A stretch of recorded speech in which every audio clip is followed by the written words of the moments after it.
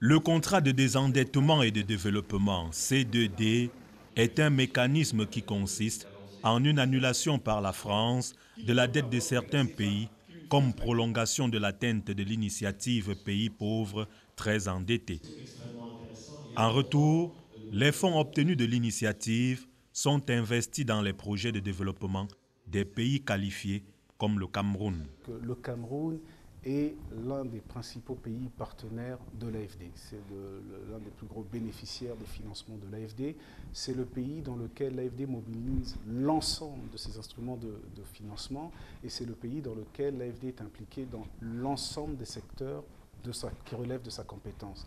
Il était donc tout à fait naturel pour notre nouveau directeur général de venir se rendre au Cameroun, de se rendre compte de la réalité de ce partenariat sur le terrain, ce qu'il a fait avec grande satisfaction.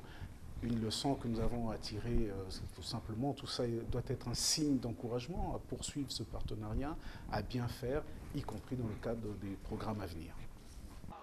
Dans le secteur de l'éducation de base, la machine se mit en branle en l'an 2006 suite à la signature d'une convention de 26 milliards 239 millions de francs CFA pour le recrutement des enseignants et le renforcement des institutions. La seconde phase de la convention fut signée en l'an 2009 et la somme de 32 milliards 8 millions de francs CFA fut accordée pour la construction des écoles dans les zones prioritaires et soutenir l'enseignement privé. Le gros volet infrastructurel, ce sont les constructions et la réhabilitation des salles de classe dans les zones d'éducation prioritaire. Et pour nous, nous entendons par ici zones d'éducation prioritaire, les régions de la Damawa, les zones rurales de la région de la Damawa, de l'extrême nord, du nord, de l'est et les poches des villes Yaoundé et Douala. Et nous comptons réaliser près de 1600 salles de classe neuves avec des ouvrages connexes, notamment les forages, 114, la réhabilitation des salles de classe, les blocs latrines et directeurs, les blocs directeurs. Et les équiper également avec près de 55 000 tables bancs dans ces structures construites. Et nous comptons également associer le génie militaire pour les zones d'insécurité dans la construction de ces infrastructures. Dans la région de la Damawa, plusieurs écoles construites en matériaux provisoires ainsi que les bâtiments délabrés étaient devenus au fil des ans une menace pour les élèves. Aujourd'hui, la situation a changé. Les écoles ont été reconstruites grâce au fonds du C2D. L'école publique de Taïfa, Bamnyanga, en est une parfaite illustration. Créée en 1998, elle comptait en fin mai 2016 9 nouvelles salles de classe et 5 toilettes. Le contraste avec le passé est saisissant. Voici l'unique bâtiment qui abritait les élèves de la CIL au CM2. L'impact des nouveaux bâtiments sur les effectifs a été presque immédiat. En une année, ils sont passés de 579 à 842 élèves, encadrés par 8 enseignants et une directrice qui a enfin eu un bureau. Nous disons un grand merci vraiment pour ce projet du fonds C2D qui est la bienvenue parce que ça permet quand même, ça a beaucoup rehaussé l'école, l'environnement même de l'école. Aujourd'hui, là, nous ne pouvons plus dire que nous avons des difficultés au niveau des salles de classe parce que c'était là la première difficulté de l'école publique de Taïfa. Mais avec ces 9 salles de classe ajoutées aux 2 autres qui feront 11, je crois qu'aujourd'hui, là, nous disons vraiment grand merci au fonds C2D et grand merci au gouvernement camerounais et français. L'autre difficulté à laquelle était confrontée cette école était l'absence d'eau potable et le forage le plus proche se trouvait à environ 500 mètres de l'enceinte scolaire. À l'école publique de Baladji, les élèves sont repartis dans 2 groupes de 650 élèves chacun. Ici, les salles de classe sont aussi sorties de terre, mais ne sont pas encore ouvertes aux élèves qui attendent impatiemment dans des structures qui ne payent pas de mine. Les salles de classe sont apparemment terminées, mais ça n'a pas été réceptionné. Il y a eu une descente sur le terrain il y a de cela 3 semaines pour réceptionner les salles de classe. Mais pendant la visite, on s'est rendu compte qu'il y avait des choses qui n'allaient pas très bien. Par exemple, les tableaux qui n'étaient pas bien faits, les armoires qui n'étaient pas aussi appropriées. Et aussi la lumière, il y avait des branchements, mais on n'avait pas la source d'énergie, mais on avait quand même des installations. Il y a eu aussi les problèmes de fissures au niveau des sols. Bon, les problèmes ont été constatés. La réception a été renvoyée parce qu'il était dit que les techniciens devaient refaire tout cela avant la réception des salles de classe. À l'école publique de Ngada Babango, Jalingo, ces vieux bâtiments au bord de l'écroulement servaient encore de salle de classe jusqu'à l'entame de l'année scolaire 2015-2016. L'avènement de la nouvelle école quelques mois plus tard a tiré vers le haut l'intérêt des familles pour l'éducation et les effectifs ont augmenté. Une évolution saluée par les enseignants qui estiment encore insuffisantes les 3 salles de classe construites pour toute l'école. N'ayant pas encore de bureau, la directrice est encore obligée de s'asseoir sous un arbre pour accomplir sa besogne. Quand l'État m'envoie ici, là, en 2007, je suis venue trouver les enfants étaient en plein au cœur au marché. On leur avait donné une salle de classe, une chambre. Je suis arrivée, je travaillais dans des conditions très difficiles. 1 an après, on m'a présenté le site de l'école, que c'est ici le site. Et les parents ont fourni des efforts pour mettre à notre disposition 3 salles de classe que vous voyez, qui ne respectaient déjà pas les dimensions normales. La venue de ce bâtiment a fait notre fierté. Nous sommes contents de travailler dans ces salles de classe parce que les enseignants au moins sont quand même confortablement assis avec les élèves. C'est vrai, ils n'ont pas encore de bureau jusqu'ici, mais il vaut mieux 1 que 0. Par rapport aux enseignants, il y a plus d'élèves parce que nous avons encore besoin des salles de classe. Vous voyez, 3 salles de classe qui couvrent 739 élèves, c'est insuffisant. Nous tournons à mi-temps. Nous avons un cycle complet, donc on ne peut pas travailler avec 739 élèves dans 3 salles de classe. Les fonds issus du C2D ont également servi à la contractualisation des enseignants dont certains roulaient leur bosse sur le terrain depuis une décennie. Nous avons également participé à la contractualisation des instituteurs, dont 37 200 instituteurs contractualisés. Et le montant alloué à cette composante était de, on va dire, une première phase de 1,6 milliard et une deuxième phase pratiquement de 2 milliards. Donc, ce qui donne quelque chose comme 3,6 millions. En dépit de cette amélioration de leur statut, les enseignants contractualisés rencontrés ici estiment que les pouvoirs publics doivent aller jusqu'au bout du processus en les intégrant à la fonction publique. Je suis contente parce que déjà quand je finis ma formation, j'ai d'abord chômé. J'avais déjà perdu espoir. Bon, je suis contente que l'État nous récupère. On a été contractualisés. Cela ne suffit pas parce que déjà les contractualisés ont leur statut. Par rapport aux fonctionnaires, nous avons notre statut. Nous sommes un peu marginalisés par rapport aux fonctionnaires. Mais pourtant, nous tous, nous faisons le même travail. En tant que contractualisés, nous avions l'espoir, tel que le gouvernement le disait, que nous devions être des fonctionnaires. Et ce qui fait que nous sommes en train d'attendre toujours cela, d'être un jour des fonctionnaires. Et notre souhait aussi, c'est que nous puissions entrer en possession de tous les avantages qui nous sont dits en tant que contractualisés, à savoir les avancements, les primes de suggestion pour ceux qui sont dans le besoin et autres. Mais jusqu'ici, nous avions tellement de difficultés pour entrer en possession de ces avantages. On nous dit toujours que c'est par voie automatique, mais nous n'avions pas encore cela automatiquement. Quelque part, nous sommes contents d'être en train de prendre soin de ces enfants, mais par ailleurs, nous ne le sommes pas parce qu'au départ, il nous avait été promis que quelques années après, on devait nous intégrer dans la fonction publique. Mais jusqu'à présent, tel n'a pas été le cas. Donc jusqu'à présent, alors, c'est ce que nous attendons du gouvernement, notre intégration dans la fonction publique.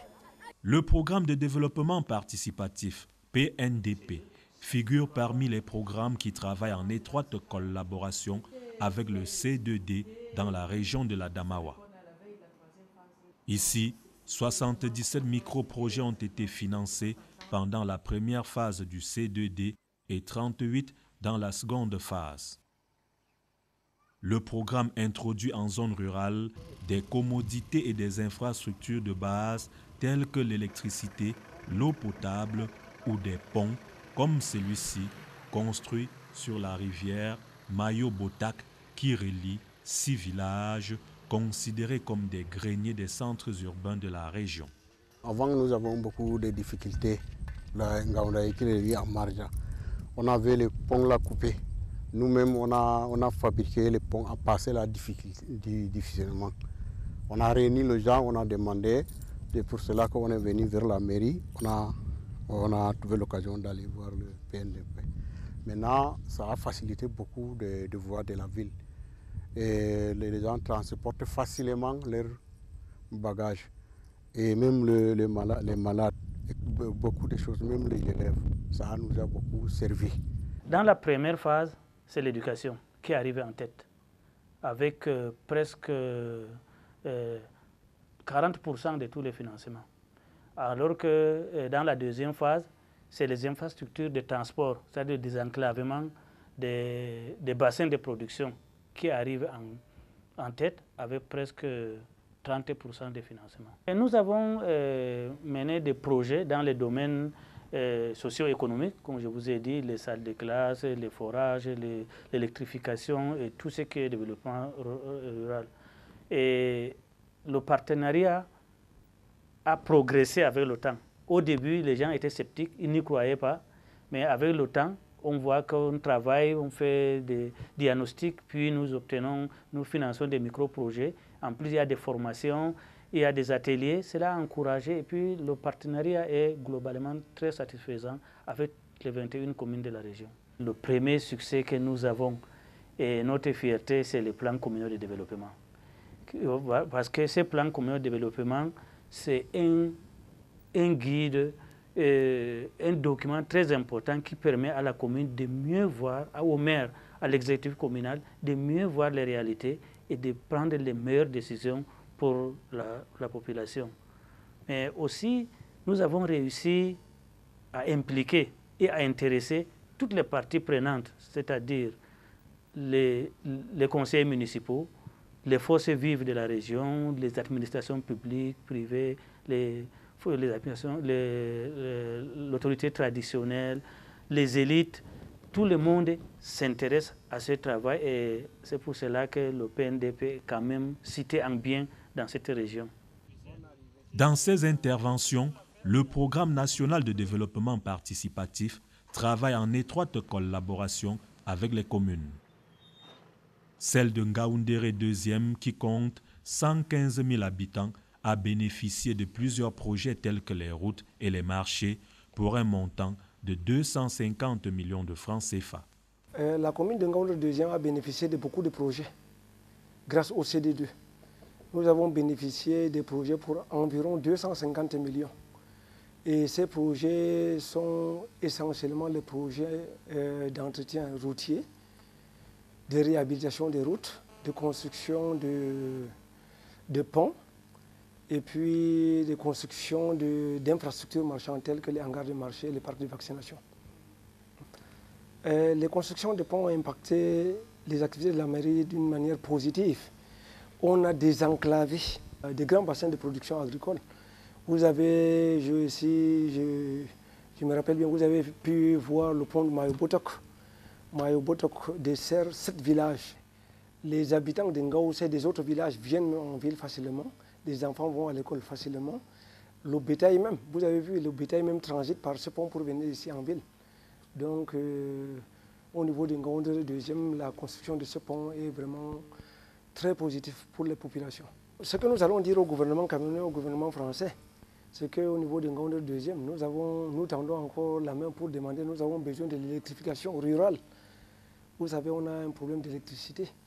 Nous avons besoin de l'eau potable, nous avons besoin de forages. Et dans ces villages que nous avons désenclavés, il y a certains villages qui n'ont même pas de salle de classe. Et nous demandons la construction de salles de classe là-bas. La commune de Ngaha a reçu du C2D près de 300 millions de francs CFA pour financer ses projets de développement. De nouvelles boutiques ont été construites dans la plupart des marchés implantés sur son territoire, ainsi que des forages et des latrines dans une région où la défécation à l'air libre est un problème épineux d'hygiène et de salubrité. À Gangansaou, un magasin a été érigé pour la conservation des denrées comme le haricot, l'arachide et le maïs, dont la localité est une zone de grande production. Tout d'abord, je dois remercier le CD2 et je dois remercier aussi, qu'est-ce que je peux dire, leurs bras. Le PNDP, vous savez, sans PNDP, on ne peut pas connaître CD2. Je dois remercier les CD2, pourquoi? Parce que franchement, grâce à ces fonds, vous avez vu notre commune est quittée de la commune rurale, comme je l'ai dit. Maintenant, c'est à la commune. C'est une commune. Pourquoi? Parce que le financement du CD2 est estimé à presque 300 millions. La population est satisfaite. Pourquoi elle est satisfaite? Auparavant, les enfants fréquentaient dans les taudis, les hangars faits de paille. Ils s'asseyaient sur les troncs d'arbres. Mais maintenant, ils ont des salles de classe bien construites, électrifiées même, je vous dis. Hein? Avec des jolies tables bancs. L'enfant qui refusait l'école autrefois, dès qu'il voit déjà un joli bâtiment comme ça, il sert son père de l'amener rapidement à l'école. Vous voyez donc? Hein? Et pour ce qui est des commerces, les marchandises qui étaient étalées en même temps au sol, maintenant c'est sur les étals, bien travaillés. Bon, pour le forage, vous êtes sans ignorer, hein? L'eau c'est la vie. Et sans compter les routes qu'on a eu à aménager.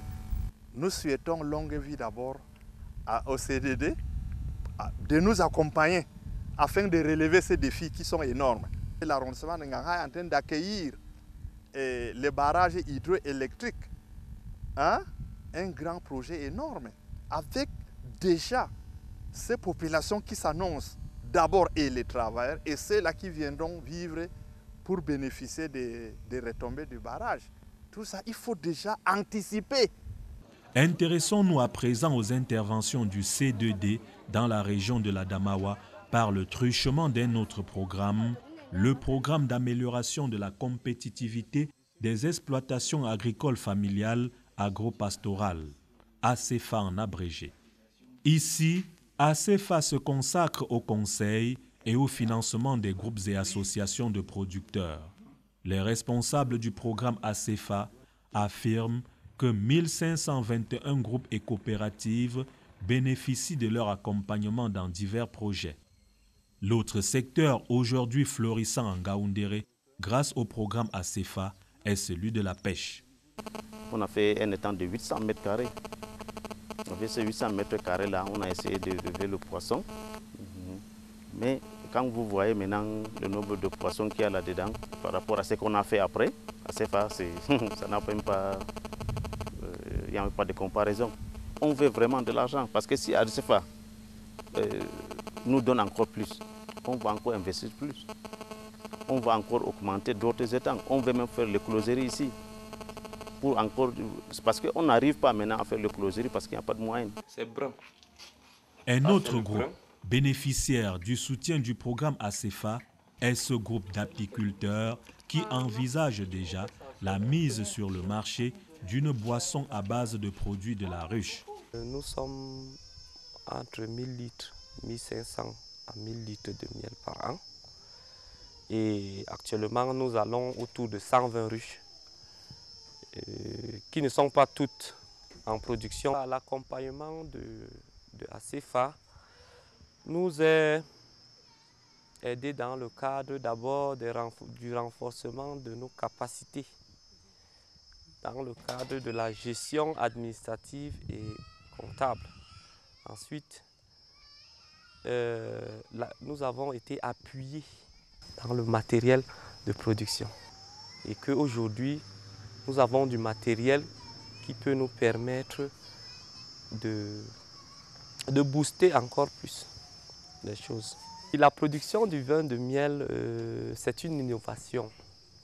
C'est-à-dire le GIG Miel Cam a innové, a sorti un vin propre à lui.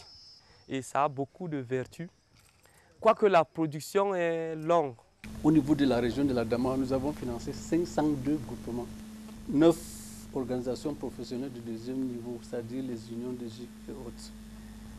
Pour les groupements de producteurs, c'est-à-dire les GIG, nous avons financé à hauteur de 1 milliard de francs CFA. Et au niveau des organisations de deuxième, troisième niveau, 168 millions. Si je prends l'exemple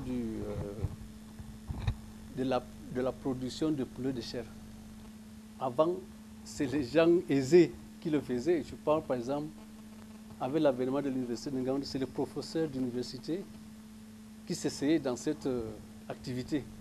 Mais aujourd'hui, avec le groupement que nous avons financé, il y a une multiplication des rôtisseries un peu partout. Le maïs, comme c'est l'aliment de base au niveau de la région, même le pauvre peut s'en procurer. Ce n'est plus comme avant, il fallait faire la commande au niveau du Nord. Bon, Dieu merci, avec l'avènement du programme, il y a quand même... on a l'avantage de trouver cette denrée sur place. Les GIG pensent que à CFA, c'est seulement le financement, ou bien c'est d'abord le financement. Or, pour nous, le financement n'est qu'une conséquence de l'appui conseil. Vous pouvez être dans l'appui conseil et peut ne pas être financé, ce n'est pas automatique. Le minimum de portefeuille d'un conseil, c'est 12 groupements.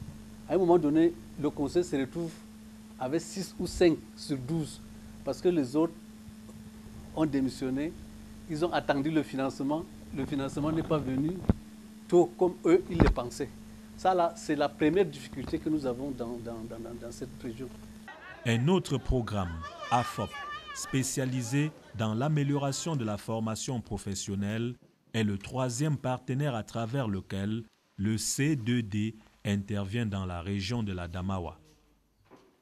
Ici, ce centre de formation, à peine âgé d'1 an, compte 34 apprenants. Dans le domaine de la santé, des équipements d'amélioration de la chaîne de froid ont été fournis à plusieurs centres de vaccination des hôpitaux de cette partie du Cameroun.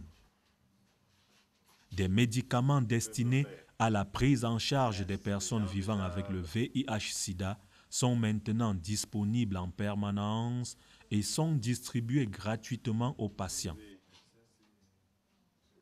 Toujours dans le domaine de la santé, environ 6 440 femmes dans 17 centres de santé ont bénéficié du projet Chèque Santé, un système mis en place pour subvenir à la prise en charge des femmes enceintes pendant toute la durée de la grossesse jusqu'à l'accouchement. En effet, à l'hôpital de Dixit de Mbé, dans la région de la Damawa, comme dans d'autres établissements de santé, il est demandé aux femmes enceintes de se procurer un chèque santé à 6 000 francs CFA. Tout récemment, je venais de bénéficier, au lieu de payer une ordonnance de 14 000 francs, j'ai eu à payer 4 000 francs, même pas 2 semaines, ici à l'hôpital central. Parce que j'avais eu déjà acheté le chèque et j'étais malade pour la douleur de la grossesse.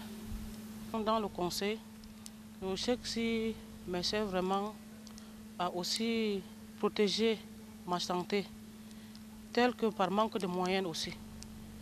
Dans le cas où si je souffre aujourd'hui, j'ai besoin d'accoucher et que je n'ai pas de moyens et que mon mari n'a pas de moyens, avec un chèque santé, le centre de santé va s'en charger de moi. C'est moins cher parce que je fais souvent des accouchements. Je n'ai jamais fait les accouchements sur opération, mais j'ai fait de bons accouchements, des fois à 9 000, 10 000, ça varie donc des stagiaires que je trouve à l'hôpital. Avec le chèque, je ne paye rien. Tous les besoins dans ce secteur ne sont pas encore satisfaits. Raison suffisante pour que les résultats déjà engrangés dans la région de la Damawa, comme dans les 9 autres régions du Cameroun, servent de terreau à l'impatiente attente du démarrage de la troisième phase du contrat de désendettement et de développement, un partenariat exemplaire entre les gouvernements camerounais et français. Entre 2005 et 2009, j'étais responsable du Cameroun. À cette époque, déjà, j'avais été frappé par la qualité de ce partenariat.